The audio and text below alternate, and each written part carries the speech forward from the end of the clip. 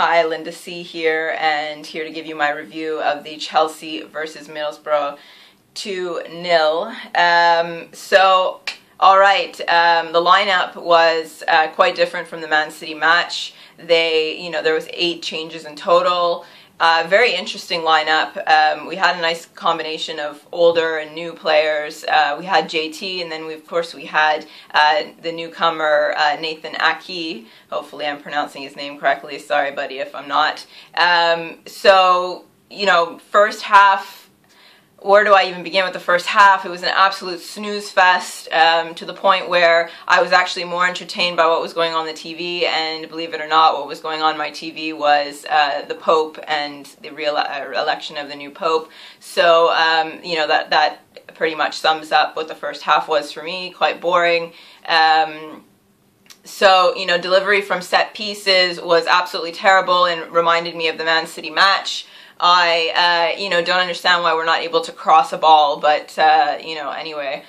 So the pro in the first half there's, I said the cons, so I'll say the pro was Lindacchelsea was quite comfortable, and considering he's normally in a defensive position, I thought it was pretty impressive at how well he was playing, how good he looked. So, second half, Middlesbrough, I have to say, probably growing in confidence at this point, and similar to Brentford in a sense, because obviously the first half we weren't playing very well, and I can only understand how that's going to make you feel good, and so I feel they were probably growing in confidence, and I was getting a little worried at this stage of the game. The game was very open, and there was a lot of room in the first half, and so I feel coming into the second half, it would have been an ideal match for Lampard to come on, but of course, the second half starts and no subs were made at this stage. But that said, at 50 minutes, Ramirez / Torres' shoulder score a nice little goal for us. I'm not sure what happened here, if it's being given to Ramirez or if it's being given to Torres' shoulder. I have no idea, but I feel it pretty much sums up Torres' career right there. But at least he was doing something with his body for once. So, 57 minutes, Torres almost scores again. That's that. And Benitez puts on Hazard. So, at that point, we're not resting on one goal. We're going for a second. It's nice to see that we're actually attacking for once. So, I think that was a great decision. 72 minutes, really great interplay between Oscar and Hazard. Moses scores as a result. And then logic is actually used by Benitez by putting on Luis and creating a massive amount of hair in the midfield with Lindacchelsea. That was an absolutely great decision, because at this point we don't want to concede any goals. We've scored our 2 goals. We don't want to concede any, so, building up defense is logic to me. It was a very logical decision, so that was great. So ultimately, we win. So that's great, but keep in mind that Middlesbrough, I can't even say it, they have not won, they have won 1 in 9 league games in 2013. So they weren't exactly setting the bar very high for us. Still happy we won, but you have to keep that in mind before you're celebrating and going nuts about it.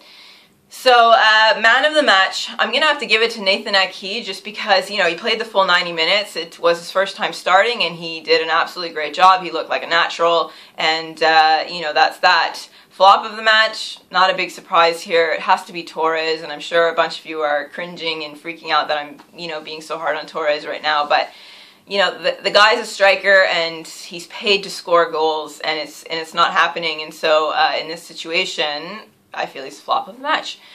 So next up on the agenda, the big Benitez rant that happened after the match. So surprisingly, I'm sure most of you will be surprised that I'm actually sympathizing with Benitez in this situation, because I feel, you know, the chanting of the Di Matteo chanting and whatever else chanting goes on is completely unnecessary. I don't feel it helps the atmosphere of Stamford Bridge or any, you know, any stadium for that matter. I feel that it's detrimental to the team, that, you know, we show support always, and I don't agree with it. I think that, you know, Di Matteo's gone, we need to accept that. Di Matteo is absolutely great. But at this point, it's like we're showing more, I think we're showing more excitement over Di Matteo than people did over Mourinho. And you know, Di Matteo wasn't there for that long. And yeah, he won he won some great, you know, titles and everything. But anyways, we need to move on, and we need to support what is there. We need to accept what's happening and support the team, because ultimately this is, you know, nobody's supporting the team. So, also turning to racial and ethnic sort of remarks, calling him a Spanish waiter and all this, I've never agreed with that, even though I don't really like Benitez that much.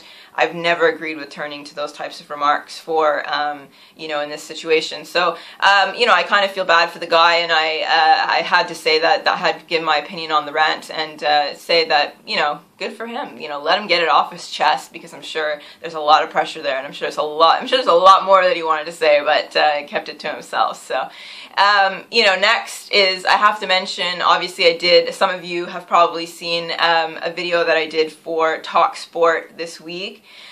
Didn't go as well as I was expecting it to, or as well as they were expecting it to, I'm sure, but, you know, I'm not working officially for TalkSport. This was just something we collaborated on, and, you know, I have to just mention that I was not very comfortable in the video, and that's very apparent. It was not my content at all. It was developed for me, and I just presented it. So, you know, that in that situation, I'm generally much more comfortable presenting my own content, and it just flows much more naturally. So I'm using that as my excuse for the video not doing so hot. There probably will be another video released this week that we already filmed, so try not to be too hard on me in this situation, but I understand that the videos aren't very good. And will I do it again for them? I'm not sure at this point. I think that the only way I would do it is if I had a major hand in developing the content that I will actually be saying. So that's it, that's all. Follow me on Twitter, lindacchelsea, and I'll see you next time. Ciao.